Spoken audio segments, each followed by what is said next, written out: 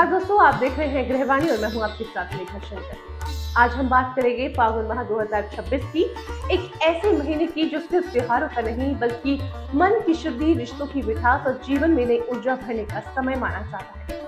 फागुन माह पूर्णिमा के बाद शुरू होता है और बसंत ऋतु के आगमन का संकेत भी देता है। यही उस समय है जब प्रकृति भी मुस्कुराने लगती है, पेड़ों पर नई कोपलें आती हैं और इंसान के भीतर भी कुछ नया शुरू करने की चाह जागती है। धार्मिक मान्यताओं में फागुन को मन और भावनाओं को संतुलित करने वाला महीना कहा गया है। ये महीना उत्सव के साथ साथ आत्मिक शुद्धि और भीतर के बदलाव का भी समय माना जाता है। सबसे पहले बात करते हैं शिव पूजा। फागुन माह में भगवान शिव की आराधना का विशेष महत्व बताया गया है। इस मौसम में शिवलिंग पर जल और पीले फूल अर्पित करना शुभ माना जाता है।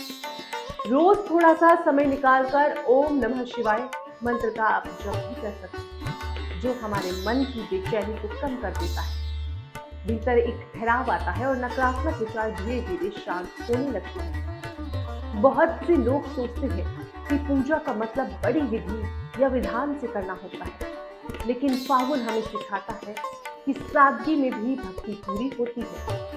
सुबह उठकर 2 मिनट आंखें बंद करके शिव का नाम ले लेना या दिन भर की भागदौड़ के बाद एक एक दीप जलाकर मन में धन्यवाद कहना, यही छोटी छोटी बातें इस महीने की असली साधना बन जाती है। दोस्तों, फागुन माह में चंद्रमा की पूजा को भी खास माना गया है। चंद्रमा मन और भावनाओं का कारक ग्रह है।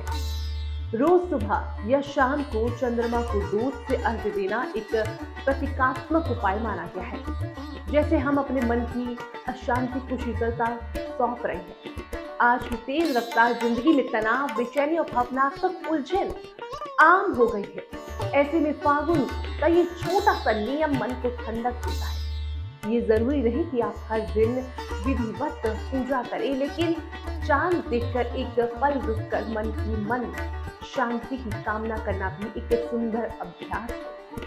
धीरे धीरे इंसान खुद महसूस करता है कि भीतर का उतावलापन कम हो रहा है। अब बात करते हैं दान पुण्य की। फागुन माह में अपनी क्षमता के अनुसार दान करने को बहुत पुण्यदायी माना गया है। शुद्ध घी, सरसों का तेल, मौसमी फल, अनाज या कपड़े, जो भी संभव हो जरूरतमंदों तक पहुंचाना इस महीने का बड़ा संदेश है। दान केवल पैसों से नहीं होता, किसी भूखे को खाना खिला देने से भी होता है। किसी परेशान व्यक्ति की बात सुन लेना, किसी बुजुर्ग का हाथ पकड़कर सड़क पर पार कर देना, ये सब भी दान ही है। फागुन हमें याद दिलाता है कि जब हम दूसरों की तकलीफें कम करते हैं, तब हमारे जीवन की कठोरता भी अपने आप हल्की हो जाती है। दोस्तों, फागुन माह के अंतिम दिनों में संयम और ठहराव पर जोर दिया जाता है। परंपरा में इन दिनों बड़े शुभ कार्य से जुड़ा और विराम देने की बात कही जाती है, ताकि मन और जीवन की गति को संतुलित किया जा सके। इसका भाव यही है कि हर समय दौड़ते रहना जरूरी नहीं, कभी कभी रुककर अपने फैसले, रिश्तों और रास्तों पर दोबारा नजर डालना भी जरूरी होता है। आज की भागती जिंदगी में ये सीख और भी ज्यादा काम की है। थोड़ा ठहरिए, खुद को संभालिए और फिर आगे बढ़िए। दोस्तों, क्या आप जानते हैं कि फागुन माह में तामसिक भोजन और नशे से परहेज करने की सलाह भी दी जाती है, जैसे कि मांस, मछली, शराब जैसी चीजें मन और शरीर को भारी बनाती है। इस महीने का उद्देश्य शरीर को हल्का और मन को शांत रखना है।